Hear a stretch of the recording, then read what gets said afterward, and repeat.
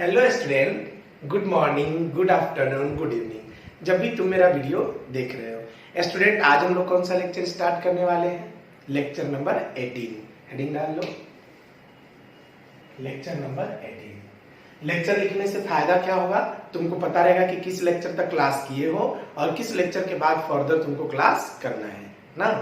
उम्मीद है तुम प्रॉपर वाइज नोट्स बना रहे होगे और अगर कहीं यहाँ तक डाउट है तो पूछ रहे होगे। बहुत सारे बच्चे डाउट पूछना शुरू भी कर दिए, बहुत सारे बच्चे असाइनमेंट भी देख रहे हैं। मेरा जो ऐप पर अपलोड किए हुए हैं हम स्टडी मटेरियल से पढ़ रहे हैं, फिर मेरे साथ डिस्कशन कर रहे हैं। तो आगे हम लोग बढ़ते हैं। हम लोग लेक्चर नंबर 17 में क्या डिस्कस किए थे? Integration rate law. किसके लिए? जीरो ऑर्डर, फर्स्ट ऑर्डर, दो ऑर्डर के लिए डिस्कस किए थे। आज हम लोग इंटीग्रेशन रेट लॉ डिस्कस करेंगे सेकेंड ऑर्डर रिएक्शन के लिए। तो हेडिंग लिख लेते हैं। हेडिंग क्या रहेगा? Integration rate law for second order kinetics. इसके लिए इंटीग्रेशन रेट लॉ हम लोग इसके लिए डिस्कस करेंगे। तो जल्दी से पहले हेडिंग लिख लो, integration rate law for second order kinetics. हो गया? अब आ जाओ। Integration rate law for second order kinetics में हम लोग क्या क्या पढ़ने वाले हैं एग्जैक्टली, ठीक है? इसमें सबसे पहले हम लोग पढ़ेंगे रेट कांस्टेंट, और जब रेट कांस्टेंट आ जाएगा तो हाफ लाइफ टाइम पीरियड पढ़ेंगे, ठीक है? कंसीडर करेंगे लेट एक रिएक्शन है ए, बनाएगा बी। ए का रेट लिखेंगे कैसे? Minus d A by D t is equal to rate constant A का स्क्वायर। ध्यान दो। अच्छा, यहाँ स्क्वायर क्यों लिखे हैं? सर सेकेंड ऑर्डर का काइनेटिक्स है, ठीक है ना? अब चलो इतना बात लिख लिए, अब इसको इंटीग्रेट करना है। ऑलरेडी हम बोले थे तुम लोगों को होमवर्क के तौर पे कि तुम होमवर्क में इसको एक बार इंटीग्रेट करने का प्रयास करोगे, ठीक है? चलो इंटीग्रेट करने का प्रयास करोगे। तो इंटीग्रेट तो किए नहीं होगे तुम लोग। अब देखो हम बताते हैं कैसे करेंगे इंटीग्रेशन। यहाँ पे लिखेंगे माइनस डी ए, ठीक है? और ये स्क्वायर नीचे आ जाएगा इज इक्वल टू के डी टी। जब टाइम जीरो होगा अमाउंट ए नॉट होगा। जब टाइम कुछ समय के बाद टी आएगा, मतलब जब टाइम टी आएगा और अगर एक्स टूटेगा तो एक्स बन करके आएगा। यहाँ पे हम लोग लिखेंगे A not minus x, rest बचेगा। ये चीज तो हर में कॉमन है, तो तुम समझ गए होगे कि यहाँ पे हमको ए नॉट माइनस एक्स ही लिखना है ना। अब आज कुछ नया बात बताते हैं। तुमको पता है इंटीग्रेशन का एक रूल होता है। यहाँ पे ए और यहाँ बी है और माइनस साइन है। तुम चाहो ना तो यहाँ प्लस साइन लिख सकते हो, नीचे बी ऊपर ए लिख करके। देख लो। अब तुम सोचो अगर यही काम हम यहाँ कर दिए तो क्या होगा? तो यहाँ पे दिख रहा है, सही है।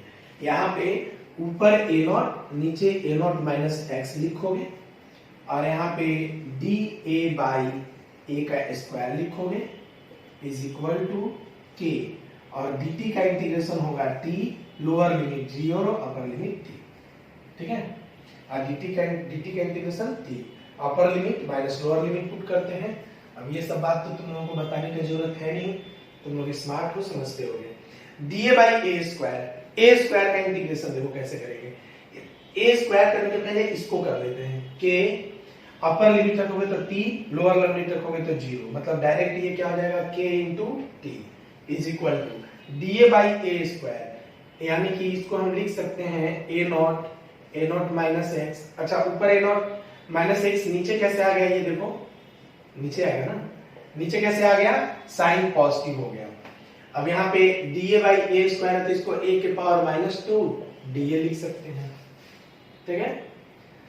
अब लिखेंगे k into T is equal to, यहाँ पे लिखना होगा a के power minus two plus one by minus two plus one, और यहाँ a नॉट माइनस एक्स और यहाँ पे a नॉट। देख लो फिर यहाँ पे लिखेंगे k into T is equal to a minus two plus one, तो यहाँ पे आ जाएगा minus one by minus one, a not minus X और यहाँ a नॉट। ठीक है, हम समझते हैं कि यहाँ तक तुमको कोई दिक्कत नहीं हुआ होगा। देख लो सब कुछ। अब आ जाओ, इसको हम लोग आगे बढ़ाते हैं। अब क्या लिखेंगे यहाँ पे, k into T is equal to, a के पावर में माइनस वन है और नीचे माइनस वन है, तुम पहले माइनस वन को बाहर ले लो, माइनस वन बाहर ले लो, बचेगा क्या, a के पावर माइनस वन, यानी वन बाई ए बचेगा, वन बाई ए बचेगा। अब वन बाई ए में ऊपर ए नॉट नीचे ए नॉट माइनस एक्स, फिर यहाँ लिखेंगे k into T is equal to minus one और one by A not minus one by A not minus x. ध्यान से देखो, फिर यहाँ क्या लिखोगे, अब माइनस साइन को अंदर ले जाओगे, माइनस साइन को अंदर ले जाओगे तो लिखना होगा K t is equal to one by A not minus x minus one by A naught. अब k into T is equal to, अब यहाँ पे होगा A not into A not minus x. ठीक है, A not minus x cut जाएगा तो यहाँ लिखेंगे ए नॉट, फिर minus sign A naught plus x, ये लिखेंगे। अब यहाँ पे ए नॉट कट गया तो k is equal to one by T into X by A not into A not minus X, ये तुम्हारा हो गया फॉर्मूला।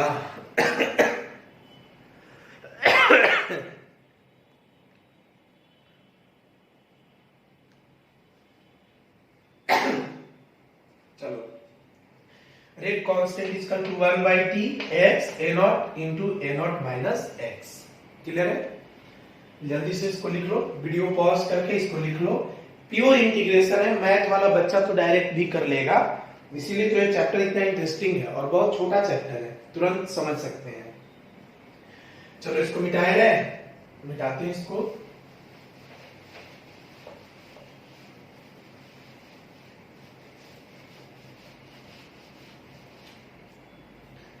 अब आते हैं यहाँ पे, अब क्या करेंगे बताओ।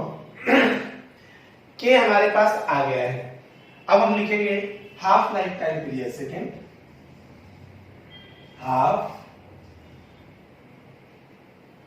लाइफ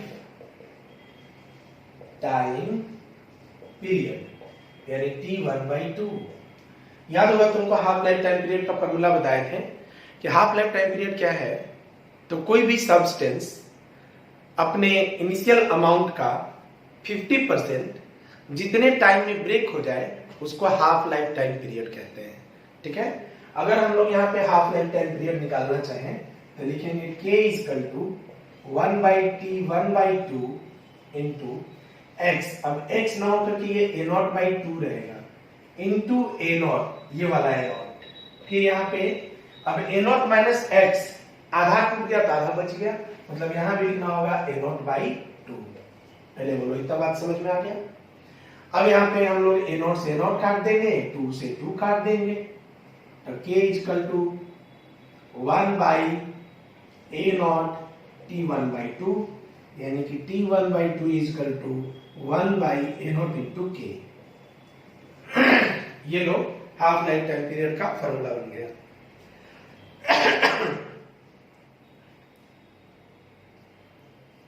जल्दी से इसको लिख लो, उम्मीद है समझ में आ गया होगा।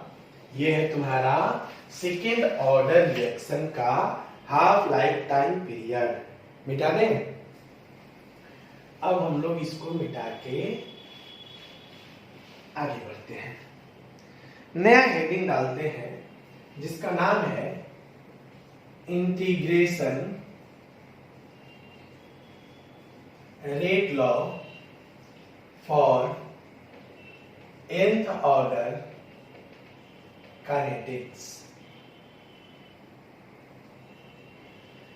फिर से पढ़ लो इसको, integration rate law for nth order kinetics. nth order के लिए इंटीग्रेशन रेट लॉ कैसे देखेंगे, चलो देखते हैं। यहां पे हम लोग लिखेंगे a बनाएगा b, time is equal to 0, a0 0, यहाँ पे x टूटेगा तो यहाँ पे x बन करके आएगा, टाइम इज इक्वल टू कुछ t पर। अब यहाँ पे रेस्ट अमाउंट लिखेंगे a0 माइनस x, और ये कितना बनेगा, x बन के आएगा, इतना बात तो हो जाएगा। अब इसका रेट लॉ लिख दो। अच्छा क्या निकालेंगे, the rate constant, half life time period, सब में यही निकालना है। तुमसे एग्जाम में भी क्वेश्चन यही पूछेगा। कई बार हमसे स्टूडेंट क्वेश्चन पूछता है कि सर जब सब में यही करना था तो आप डायरेक्ट इसी को निकाल लेते हैं nth ऑर्डर का, अब फिर फार्मूला पुट करके 0 order, first order, second order का फार्मूला बना लेते। हम ये बात सिखा सकते थे, लेकिन जानते हो जब ये फार्मूला जो निकाल रहे हैं ना, ये फर्स्ट ऑर्डर पे वैलिड नहीं होगा, फर्स्ट ऑर्डर के लिए नहीं होता, second order, third order, fourth order सबके लिए होता है। अब एग्जाम में क्या पढ़ना है, 0 order, first order, second order, तो 0 ऑर्डर अलग से कर ही लिए, फर्स्ट ऑर्डर में फार्मूला नहीं लगता तो हमको फिर से निकालना पड़ता, तो आखिर उसको अलग से निकाले हैं। और सेकंड ऑर्डर बताए। अब nth ऑर्डर केवल तुमको इसलिए बता रहे ना ताकि एग्जाम में डायरेक्ट nth ऑर्डर का फार्मूला पूछता है, क्योंकि सिलेबस में केवल 0 order, first order, second order है, अब वो तीनों अलग अलग करके तुमको बता दिए। ठीक है, तो चलो फटाफट करते हैं, टाइम बिना बर्बाद किए। Minus da/dt equal to rate constant a के पावर n, क्लियर।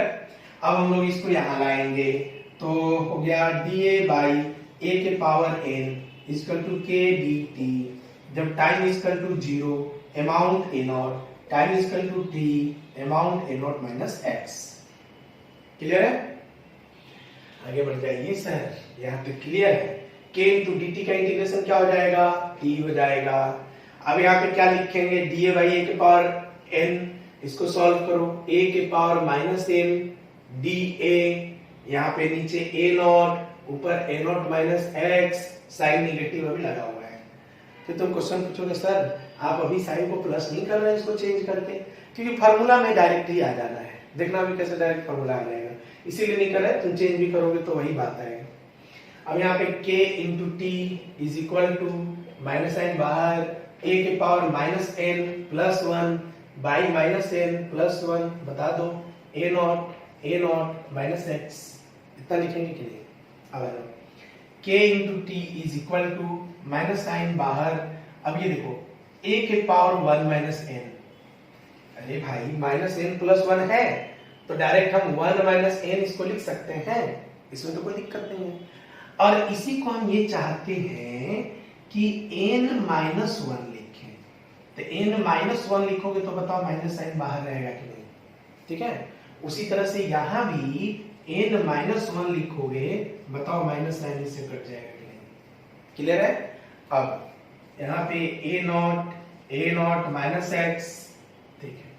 अब देखो अब हमको मिटाना पड़ेगा इधर, तो वीडियो पॉज करो, यहां तक लिख लो प्लीज, वीडियो पॉज करो, यहां तक लिख लो जल्दी से, वीडियो पॉज करो, यहां तक लिख लो। चलो अब आगे बढ़ते हैं। अब यहाँ पे क्या लिखेंगे, k into T is equal to, अब यहाँ पे 1 by n minus 1 into T, इतने को बाहर निकाल लिए, ये देखो t बाहर हट गया, यहाँ आ गया, और n माइनस 1 बाहर निकल गया। अब केवल बचा क्या, a के पावर n माइनस 1, तो अब आ गया 1 बाई a के पावर n माइनस 1, माइनस का 1 बाई कर लिए, ठीक है। और यहाँ पे लगा दिए a0, यहाँ पे a0 माइनस x। अब k equal to 1 by n minus 1 into T, ठीक है। अब ये a की जगह a0 रखेंगे, तो 1 बाई a0 के power n minus 1 minus 1 by a0 minus x के पावर n माइनस 1। देख लो, कोई भी डाउट अगर यहाँ तक है तो पूछ सकते हो, नहीं है तो अच्छी बात है। सर पूछेंगे कैसे, आप तो वीडियो लेक्चर में हैं, उसी के लिए तो चैटिंग हम लोग बनाए हैं, ताकि पहले आधा घंटे का लेक्चर देख लो एक बार, फिर जहां जहां डाउट लगता है उसको सर्कल करके और ग्रुप में डाल दो, हम देख के समझा देंगे तुमको।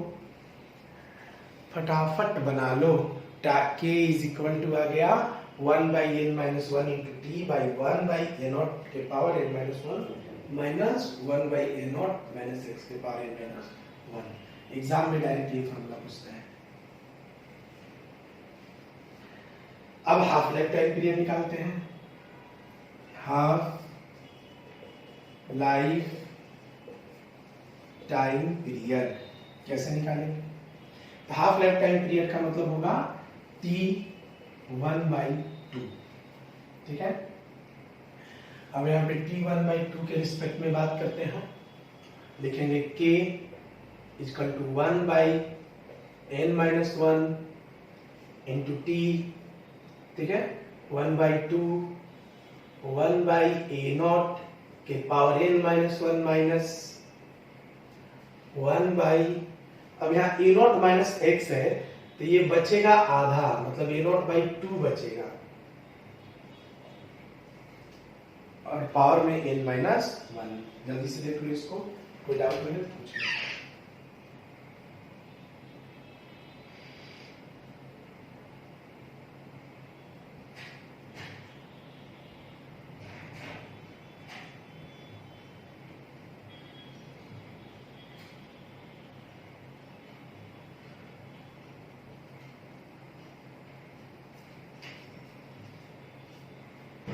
हो गया?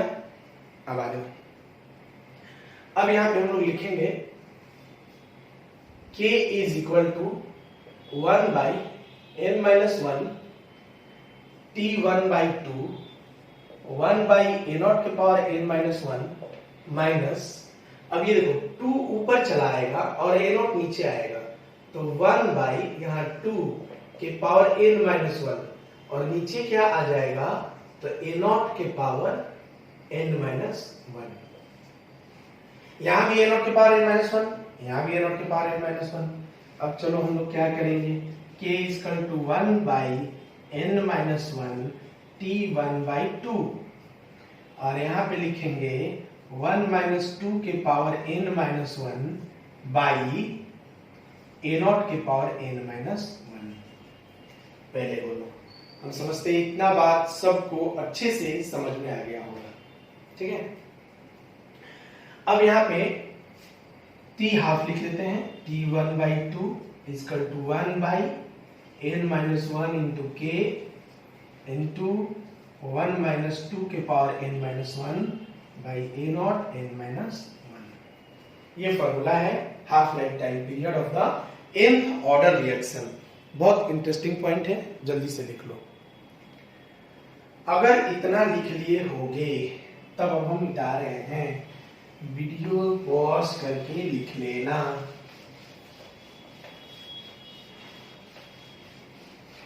ठीक, कोई दिक्कत? आगे बढ़े तो इंटीग्रेशन रेट लॉ हो गया। तुम एक होमवर्क है, होमवर्क में क्या है देख लो, इसको तुम अपने नोट्स में बना लेना, क्योंकि फिर उसको टाइम बर्बाद होगा एक एक बात दोबारा लिखने में ना। और हम लोग टाइम ही बचाने के लिए तो ऑनलाइन क्लास लेते हैं, और वही नहीं बचेगा, खराब हो जाएगा सब। k और यहाँ पे T1/2, इसको लिखने से डायरेक्ट तुमको फॉर्मूला रिवाइज हो जाएगा। यहाँ पे लिखोगे ऑर्डर, जैसे कि 0 order, first order, second order, 0 order, first order, second order और फिर लिख लोगे nth ऑर्डर। अब 0 ऑर्डर के लिए k का फॉर्मूला याद है, x/t। ठीक है, यहाँ क्या लिखोगे, a0/2 के T1/2 ऐसे। तो ये फॉर्मूला पूरा 0 ऑर्डर के लिए अलग, फर्स्ट ऑर्डर के लिए अलग, सेकेंड के लिए अलग और nth के लिए अलग। ये फॉर्मूला होमवर्क है, इसको लिख लेना प्लीज। अच्छा, SB वर्क है, इसको लिख लेना please. 0 order, first order, second order, nth order, सबका फॉर्मूला पुट कर लोगे तो तुम्हारा ये काम हो जाएगा। चलो मिटा दें इसको।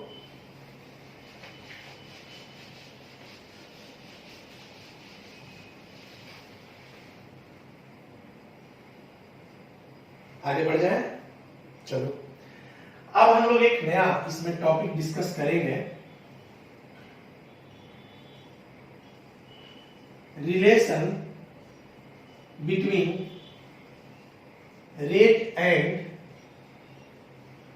कंसंट्रेशन।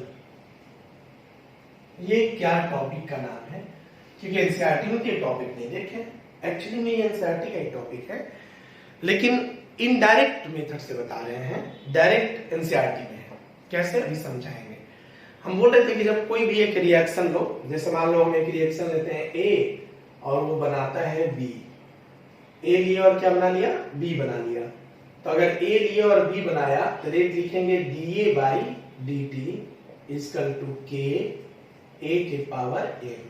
अच्छा, ये एम क्या था, एम था ऑर्डर ऑफ द रिएक्शन, जिसके द्वारा हम लोग किसी भी रिएक्शन का ऑर्डर निकालते थे, किसी भी रिएक्शन का ऑर्डर निकालते थे, जो ऑर्डर में भी 0, 1, 2, 3 तक हो सकता है। 3 से ज्यादा ऑर्डर रेयरली देखा गया है ना। अब क्वेश्चन है कि how to find the value of M. M का वैल्यू कैसे निकालेंगे? तो एम का वैल्यू निकालने के लिए पहला मेथड हमने क्या बताया कि तुम रेट कांस्टेंट का यूनिट लिखो, उससे रेट कांस्टेंट का यूनिट लिख करके और उससे यूनिट को रिलेट करके तुम ऑर्डर निकाल सकते हो। दूसरा तरीका हम बताए कि अगर रिएक्शन मान लो सिंपल की जगह कॉम्प्लेक्स दे दे और एक से ज्यादा स्टेप में हो रहा हो, तो उसमें कोई स्टेप फास्ट होगा और कोई स्टेप स्लो होगा, और हम लोग जानते हैं कि slow step rate determining step होता है।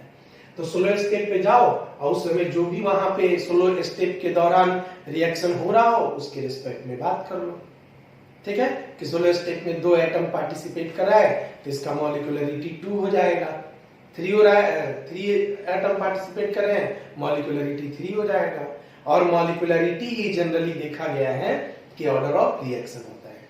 लेकिन एग्जाम में क्वेश्चन पूछता है कि ऑर्डर ऑफ रिएक्शन और मॉलिक्यूलरिटी में अंतर बताइए, तो वो हम लिखवा चुके हैं।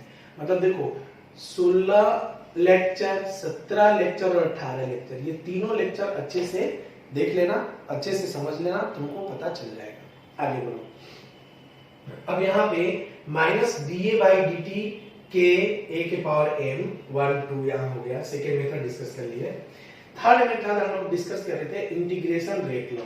इंटीग्रेशन रेट लॉ में हम लोग क्या क्या डिस्कस किए? इंटीग्रेशन रेट लॉ में हम लोग डिस्कस किए कि किस तरीके से रेट कांस्टेंट निकालेंगे, किस तरीके से हाफ लाइफ टाइम पीरियड निकालेंगे।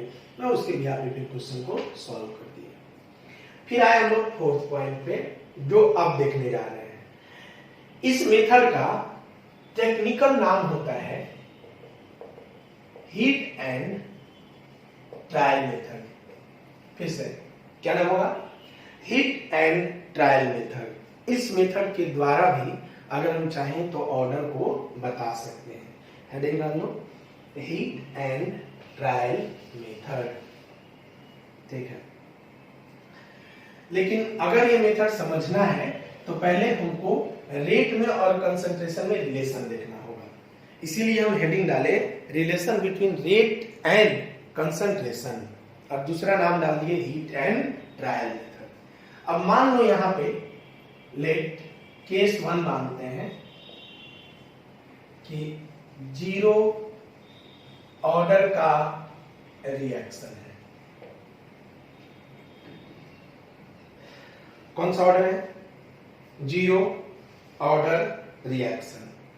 अगर कोई रिएक्शन 0 ऑर्डर का है, ए है और बी बना रहा है 0 ऑर्डर के साथ, तो ए का रेट कैसे लिखेंगे? Minus d A by D t rate constant A के पावर एम। देख लो ध्यान से, ऐसे लिख सकते हैं कि नहीं, पहले बताओ, ठीक है। अब आ जाओ, हम थोड़ा सा रिएक्शन को बैक ले जाना चाहते हैं, जिसे यहाँ के लिखा है अब के को वापस लाते हैं। तो minus d A by D T, clear हो रहा है, इज इक्वल टू, अब के के लिए हम लोग यहाँ क्या करेंगे? डायरेक्टली प्रोपोर्शनल करेंगे। अब फिर यहाँ ए के पावर यहाँ 0, क्लियर हो रहा है मेरी बात? तो minus d A by D t directly proportional to A के पावर 0। अब ए के पावर 0 लिख दिए। ए के पावर 0 का मतलब होता है ये 1 हो गया, मतलब माइनस dA/dt इज 1 और 1 यानी कि प्रोपोर्शनलिटी कांस्टेंट हटा करके इक्वल टू के। यहां पे डायरेक्टली प्रोपोर्शनल रिलेशन के लिए निकाल रहे थे, लेकिन जब ये 1 आ गया तो k लिख दिया। अब k का मतलब क्या है, देखो k का मतलब है कि अगर हम माइनस dA/dt को लिए रेट यूज करें तो हमारा रेट क्या हो गया, कांस्टेंट हो गया। रेट क्या हो गया, कांस्टेंट। बड़ा अच्छा लाइन है, हीट एंड ट्रायल में इसका बहुत यूज है। आरसी मुखर्जी का क्वेश्चन बिना देरी के देखते आंसर कर सकते हो अगर तुमको ये रिलेशन आता है तो पहले लिख लो। हो गया ये रिलेशन। तो rate is equal to constant. कौन सा ऑर्डर का रिएक्शन है, जीरो ऑर्डर का। अब यहां से हम क्या सीखे, यहां से ये सीखे कि जो जीरो ऑर्डर का रिएक्शन होता है उसका रेट हमेशा कांस्टेंट होता है। जीरो ऑर्डर रिएक्शन का रेट कांस्टेंट होता है। इसका मतलब ये हुआ कि टाइम इक्वल टू जीरो पर आप 1 मोल लीजिए, 2 मोल लीजिए, 50 मोल लीजिए, 500 मोल लीजिए, कुछ भी मोल लीजिए, इसका रेट इस अमाउंट पर डिपेंड नहीं करेगा। इस अमाउंट पर डिपेंड नहीं करेगा, मतलब इसका रेट कांस्टेंट है। यहां से हम ये बात कर सकते हैं कि that is for zero order reaction rate don't depend on the initial concentration. मतलब अब आप इनिशियल कंसंट्रेशन चाहे कुछ भी लीजिए उसके रेट पर कोई असर नहीं पड़ने वाला है। लिख लो इसको, बहुत अच्छा लाइन बोले हैं। अगर कोई रिएक्शन जीरो ऑर्डर का है तो चाहे उसका रिएक्शन 1 मोल से शुरू करिए, 2 मोल से शुरू करिए, 5 मोल से शुरू करिए, उसके रेट पर कोई असर नहीं पड़ेगा। For zero order reaction rate don't depend on the initial concentration. Clear हो गया, क्योंकि उसका रेट क्या होता है, कांस्टेंट होता है। बहुत अच्छा रहेगा, ठीक। अच्छा, जीरो ऑर्डर के रिएक्शन के लिए k का वैल्यू क्या है, तो k का वैल्यू है k का वैल्यू है केवल x/t। अच्छा, इस x/t से क्या समझ रहे हो, जरा ध्यान दो। x क्या है, तो जो अमाउंट टूटता है रिएक्शन के दौरान, यहाँ पे a0 0 जो टूटता है ये वाला अमाउंट है। अगर ये अमाउंट बदलेगा, समझो ये x बदलेगा तो x बदलेगा, लेकिन उसी रेशियो में टाइम भी बदल जाएगा। और जिस रेशियो में x बदल रहा है उसी रेशियो में t बदलेगा। आइए दोनों मिलकर के इसको कांस्टेंट बना देगा। एक ऐसा रिएक्शन जिसका x/t मतलब अमाउंट और टाइम का जो रेशियो है वो हमेशा फिक्स रहेगा, वो केवल जीरो ऑर्डर का रिएक्शन है। इसका हाफ लाइफ टाइम पीरियड देख लो जरा, T1/2 A0/2 के फॉर्मूला याद होगा तुमको। अब यहां क्या बोलना चाहते हैं वो देखो। हमने कहा कि रेट कांस्टेंट, हमने कहा रेट कांस्टेंट वेरिएबल, ये क्या मतलब है, उल्टा हो रहा है।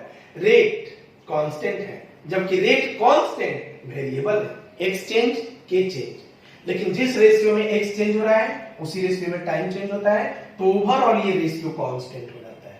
ठीक है, अभी इस पे ग्राफ बात करेंगे, इसलिए इतना इसको बोल रहे हैं बार बार, क्योंकि अभी ग्राफ बताएंगे इसमें। अब आ जाओ, हाफ लाइफ टाइम पीरियड क्या होता है, वो टाइम जितने समय के बाद कोई सब्सटेंस इनिशियल अमाउंट का 50% टूट जाए। मतलब इनिशियल अमाउंट A0 है, 50% टूट करके और A0/2 हो जाए। अब तुम यहाँ पे हाफ लाइफ टाइम पीरियड देखो, लिखा हुआ है A0/2 के, जिसमें K तो कांस्टेंट है और A0 इनिशियल अमाउंट है। इसका मतलब क्या, half life time period A0 पर डिपेंड कर रहा है। अगर K कांस्टेंट हो, इसको थोड़ा इधर लिख रहे हैं क्योंकि नीचे नहीं लिखेगा, यहां देखो, इफ K तो हमारा कांस्टेंट है ना यार, कांस्टेंट ये रेशियो की वजह से, तो T1/2 कांस्टेंट, और ये कांस्टेंट क्या होगा, A0/2K का रेशियो होगा ना, और T half directly proportional to A0, A not के डायरेक्टली प्रोपोर्शनल होगा। ये दोनों से आईआईटी में क्वेश्चन पूछा है, लिख लो जल्दी से, बहुत अच्छा लाइन। क्लियर? तो आज तुमको हम जीरो ऑर्डर रिएक्शन में एक रिलेशन समझाए, किस तरीके से उसका रेट में और उसका कंसंट्रेशन में रिलेशन होता है। ठीक है, अब हम लोगों को नेक्स्ट लेक्चर का इंतजार करना होगा। अगले लेक्चर में जीरो ऑर्डर की जगह फर्स्ट ऑर्डर लेंगे और फर्स्ट ऑर्डर रिएक्शन में हम क्या करेंगे, पहले रेट और रेट कांस्टेंट में रिलेशन निकालेंगे, मतलब रेट और इनिशियल अमाउंट में, फिर रेट कांस्टेंट पे बात करेंगे, फिर हाफ लाइफ टाइम पीरियड पे। इसका यूज ग्राफ में पड़ेगा और इसी से heat and trial method solve होगा। नोट कर लो, ठीक है? ठीक है, आगे बढ़ जाए। तो यही से हम लोग अब देखेंगे अगली क्लास में। अगली क्लास में हम लोग सीखेंगे किस तरीके से फर्स्ट ऑर्डर रिएक्शन में रेट और कंसंट्रेशन का रिलेशन है। उम्मीद है घर पे पढ़ाई कर रहे होगे, सिस्टमैटिक नोट्स बना रहे होगे, नहीं बना रहे हो तो बनाओ और डाउट पूछो। ठीक है, चलो थैंक यू।